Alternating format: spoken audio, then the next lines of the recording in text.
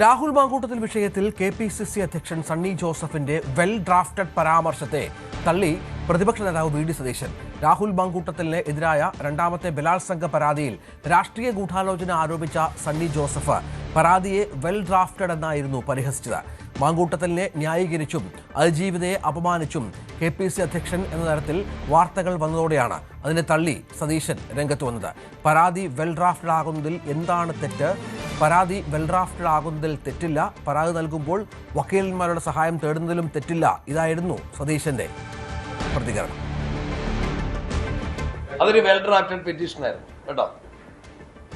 അതിന്റെ പിന്നിൽ legal brain ഉണ്ടെന്ന് എനിക്കറിയാം. ഞാൻ വായിച്ചു. എൻ്റെ അടുത്ത് അതിന്റെ കോപ്പിയുണ്ട്. പേരില്ലെങ്കിലും അഡ്രസ് ഇല്ലെങ്കിലും അതിന്റെ ഉദ്ദേശം എനിക്കറിയാം. നിങ്ങൾക്ക് അയച്ചിട്ട് എനിക്ക് അയച്ചത്. അപ്പോൾ മനസ്സിലായല്ലോ, നിങ്ങൾക്ക് അയച്ചിട്ട് എനിക്ക് അയച്ചത്. അത് ഞങ്ങൾ നേരത്തെ തന്നെ പറഞ്ഞിട്ടുണ്ട്. നിയമത്തിന്റെ വഴിക്ക് പോകും. ആ പരാതി എൻ്റെ മുമ്പിലുണ്ട്, മാധ്യമങ്ങൾ കിട്ടിയിട്ടുണ്ട്. അതൊരു ലീഗൽ ബ്രെയിൻ അതിൻ്റെ അകത്തുണ്ടെന്ന് ഞാൻ പറഞ്ഞു. അത് ജനങ്ങൾ വിലയിരുത്തട്ടെ. ഇന്നലെ കോടതി പറഞ്ഞിട്ടുണ്ടല്ലോ. അങ്ങനെയും വിലയിരുത്താം. അതിനെ ഞാനത് പറയുന്നില്ല. അത് ആളുകൾക്ക് നന്നായി. ആ പരാതി എന്തിനാണ്? എനിക്ക് കിട്ടുന്ന സമയത്ത് തന്നെ മാധ്യമങ്ങൾ കിട്ടിയല്ലോ. എന്തായിരുന്നു അതിൻ്റെ ലക്ഷ്യം? എന്തായിരുന്നു? KPCC പ്രസിഡന്റ് പറഞ്ഞത് അതൊരു വെൽ ഡ്രാഫ്റ്റഡ് ഡോക്യുമെന്റ് ആണെന്ന്. അതിലെന്താ തെറ്റ്? ഞാനത് വായിച്ചാണ്. നന്നായിട്ടൊരു ലീഗൽ ഡ്രാഫ്റ്റിംഗ് ഉണ്ട് ആ കംപ്ലൈൻറ്റിൽ. ഇപ്പോൾ ഞാൻ അഭിഭാഷകനാണ്, KPCC പ്രസിഡന്റ് അഭിഭാഷകനായ ഞാൻ ഒരു കാര്യത്തിൽ പരാതി കൊടുക്കുകയാണെങ്കിൽ ഞാൻ പറ്റുമെങ്കിൽ ഇപ്പോൾ പ്രാക്ടീസ് ചെയ്യുന്ന ഒരു വക്കീലിനെ കൊണ്ട് ചെയ്യിപ്പിക്കുന്നു. ഞാൻ തന്നെ ഡ്രാഫ്റ്റ് ചെയ്യില്ല. കാരണം അത് വെൽ ഡ്രാഫ്റ്റഡ് ആവണം. നമ്മളൊരു പരാതി കൊടുക്കുമ്പോൾ ആ പെൺകുട്ടി ഒരു വെൽ ഡ്രാഫ്റ്റഡ് ആയിട്ടുള്ള ഒരു പരാതി കൊടുത്താലും ഒരു തെറ്റുമില്ല. കൊടുക്കണ്ടേ? അങ്ങനെ കൊടുക്കണമെന്നാണ്.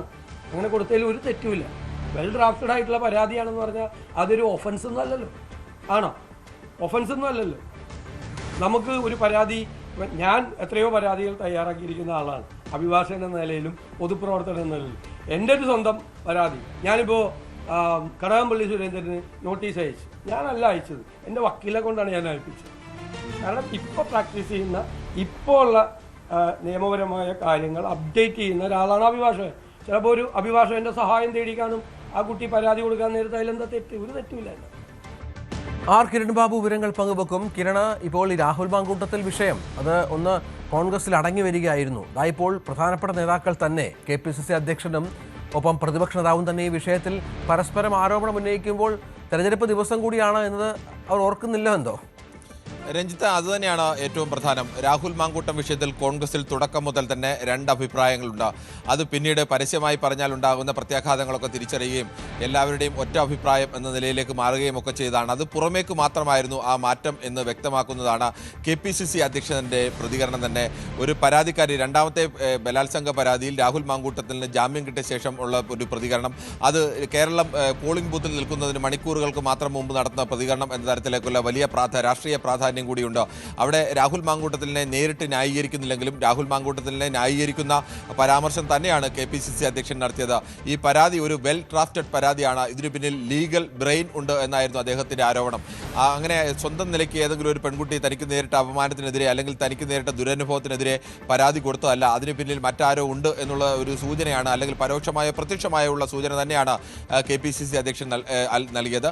ഇത് സ്വാഭാവികമായും ഒരു പരാതിക്കാരി എവിടെയെങ്കിലും പരാതി നൽകുമ്പോൾ ആ പരാതി തയ്യാറാക്കാൻ വേണ്ടി മറ്റേതെങ്കിലും അഭിഭാഷകന്റെയോ അല്ലെങ്കിൽ മറ്റ് നിയമം അറിയുന്നവരുടെ സഹായം തേടിയിട്ടുണ്ടെങ്കിൽ അതിന് പരാതിക്കാരിയെ അപമാനിക്കുന്ന നിലയിലേക്ക് KPCC അധ്യക്ഷന്റെ ഈ പ്രസ്താവന മാറുകയും അതോടൊപ്പം തന്നെ പാർട്ടി പുറത്താക്കിയെന്നും പാർട്ടിയുമായി യാതൊരു ബന്ധവുമില്ല എന്ന് പറയുന്ന രാഹുൽ മാങ്കൂട്ടത്തിനെ അനുകൂലിക്കുന്ന തരത്തിലേക്ക് KPCC അധ്യക്ഷന്റെ പ്രതികരണം മാറുകയും ചെയ്തതോടെയാണ് തുടക്കം മുതൽ ഈ വിഷയത്തിൽ അതിശക്തമായ നിലപാട് സ്വീകരിക്കുന്ന പ്രതിപക്ഷ നേതാവ് പരസ്യമായി തന്നെ KPCC അധ്യക്ഷനെ തള്ളി പറഞ്ഞുകൊണ്ട് എന്ന് തന്നെ പറയാം.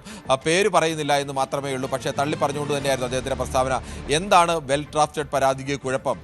താൻ ഒരു അഭിഭാഷകനാണ്, സണ്ണി ജോസഫും അഭിഭാഷകനാണ്. പക്ഷേ ഇപ്പോൾ തയാനോ സണ്ണി ജോസഫ് ഒരു പരാതി തയ്യാറാക്കുന്നുണ്ടെങ്കിൽ അത് ഇപ്പോൾ പ്രാക്ടീസ് ചെയ്യുന്ന ഒരു അഭിഭാഷകനെ കൊണ്ട് പരാതി തയ്യാറാക്കുകയും അത് ഒരു ഒഫൻസ് അല്ലല്ലോ എന്ന് തന്നെയാണ് തന്നെയാണ് ചോദിക്കുന്നത്.